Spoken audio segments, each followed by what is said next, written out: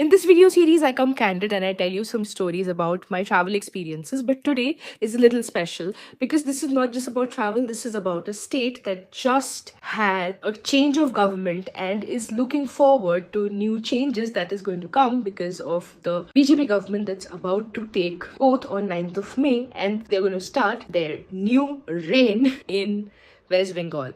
Why I'm happy is because I am not a political creator and I have not come out and shared political opinions because I've not had any thus far. But at this point in time, I think when we say that we don't talk about a certain things, I think we become very selective and we do not own up to the things that we should have an opinion about. Either we choose to say or not choose to say, it's a different thing altogether. But it's very important to voice your opinion on matters that impact a country as a whole. If I am wanting to represent a particular place, if I'm talking about a particular destination, if I'm sharing stories of a place, then I should be invested into how the people of that place are. And when I think about the people of the place, the government and the ruling party comes into consideration. So since 4th of May, since BJP has been elected as the new government in West Bengal, people are happy. That's the only thing that I can explain. I have been going out and talking to random people, an auto rickshaw driver,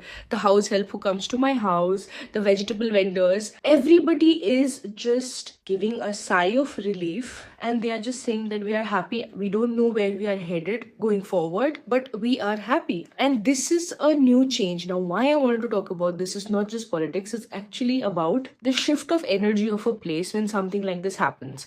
We don't often realize that whenever we travel to a place, we don't just go and explore the places to see, but we also experience the energy of a land. When you are in a specific place, a place that you're staying in right now, and the place that you probably travel to, if you minutely notice how your behavior changes, you will see that you are a certain person in a certain place and you are a certain person in a certain place. For example, other than living in Kolkata for more than 29 years of my life, I have spent 1.5 years in Jaipur. Now, Sushri Mukherjee in Jaipur was a different person. Sushri Mukherjee in Kolkata is a different person. When Sushri Mukherjee moves out of Kolkata, if she does, then she will be a different person. Now, this happens because there is an impact of the land that you are in, and that energy of that particular place impacts who you are.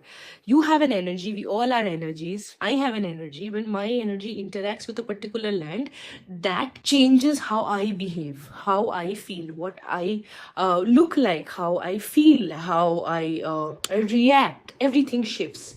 So there's a sudden shift in the energy in West Bengal because collectively a lot of people are happy. When a place goes out from extreme fear and extreme uncertainty to a sudden sigh of relief. This is a sudden sigh of relief, and this does not necessarily mean that everything that is going to happen in the next 5 years is going to make the entire state become Singapore, for example. I am saying we can expect the best. We can put in our best of effort to see where we can put in this entire scenario that the state is headed towards. And it's very important to understand how you feel when a change like this happens. For example, I know that there are certain political people who follow certain political ideology or are part of a different political community. They are not as happy as the people who have actually voted and elected the current government. But when a change like this happens, if we can do only two things, we can either accept what has happened and see how we make the most of the time that we are headed towards, or become,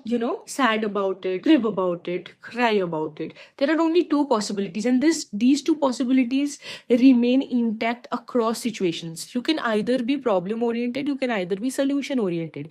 A person who is problem oriented is going to always cry and crib about whatever the situation might be. A person who is solution oriented will see how they can utilize this to the fullest in order to bring out the best potential that they can out of themselves and for the people around them. So, yes, what I see is that people are happy. People don't know where they are headed towards. I don't think that they know what is going to happen, but Bengal has responded. And the fact that Bengal can respond shows that we are not people who just eat bhat in the afternoon and go off to sleep. We have made a mark, we have made a statement, we have clearly let the country know that we can do this, we can change governments even after having 34 years of rule from one government to 15 years of rule of another government. This can also happen, this switch is also possible, and that we are open to change, we are open to possibilities, we are open to giving a chance to somebody, to a particular political party, to see, okay, let's show what you can do,